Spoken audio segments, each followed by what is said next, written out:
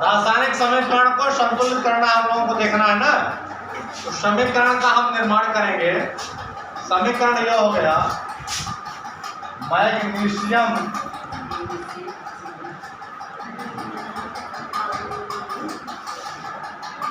Magnesium को आग के ऊपर मतलब ऑक्सीजन की उपस्थिति में हम जलाते हैं। ऑक्सीजन की उपस्थिति में हम जलाते हैं तो मैग्नीशियम की क्रिया किसके साथ होगी? ऑक्सीजन के साथ। ठीक है, तो क्या बनेगा? बनेगा मैग्नीशियम ऑक्साइड। ठीक है, अब इसी को हम समीकरण के रूप में लिख देते हैं। मैग्नीशियम का हमारा संकेत क्या है? Mg, है ना। ऑक्सीजन अणु रूप में लिखा जाता है ना, परमाणु रूप में नहीं लिखा जाता है ऑक्सीजन। अणु रूप में लिखने के लिए इसको लिखेंगे O2। ठीक है, अब ये तीर का निशान हो गया। ये क्या बनाएगा? Magnesium oxide MgO। ठीक है ना, यह हमारा क्या हो गया? मैग्नीशियम, यह है ऑक्सीजन, यह हो गया मैग्नीशियम ऑक्साइड। अब देखो, इसमें हमको दो प्रकार की राशियां मिल रही है, एक तीर के निशान के बाएं तरफ और तीर के निशान के दाएं तरफ। ये क्या है? यह जो है क्रिया कारक है, क्रिया कारक। यह क्या है? उत्पाद है। ठीक है, तो किसी भी रासायनिक समीकरण में दो भाग होते हैं, दो पक्ष होते हैं। बायां पक्ष तीर के निशान के बाएं तरफ बायां पक्ष जो क्या कहलाता है? अभिकारक या क्रियाकारक। तीर के निशान के दाएं तरफ वाला पक्ष क्या कहलाता है? उत्पाद कहलाता है। ठीक है, हम लोग कक्षा 9वीं में पढ़े हैं द्रव्यमान संरक्षण का नियम।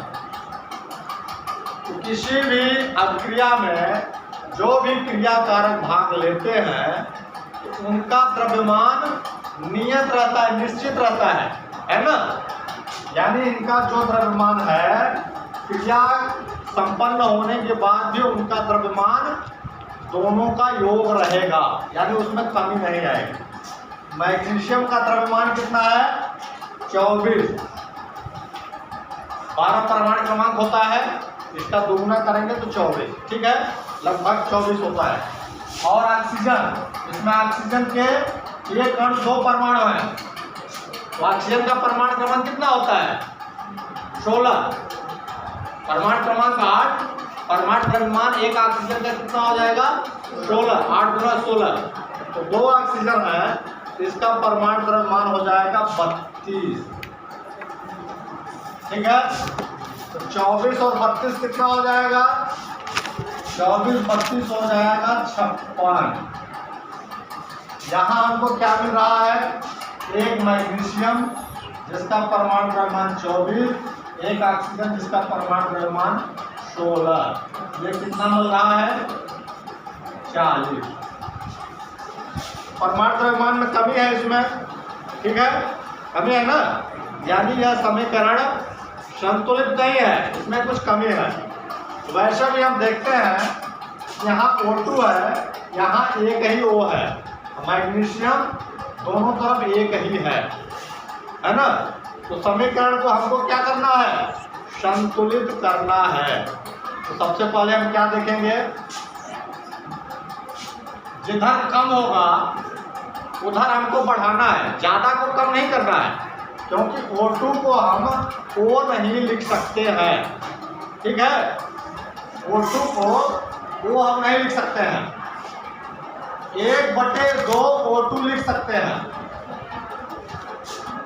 लेकिन 1/2 O2 लिखने पर यह एक O ही होगा, है ना, जो कि संभव नहीं है। क्रिया किससे हो रही है? अणु के साथ हो रही है।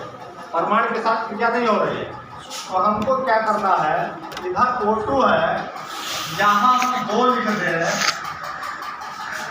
अब इधर भी O हो गया तो कि नहीं हुआ, हो गया, तो समीकरण बराबर हो गया क्या?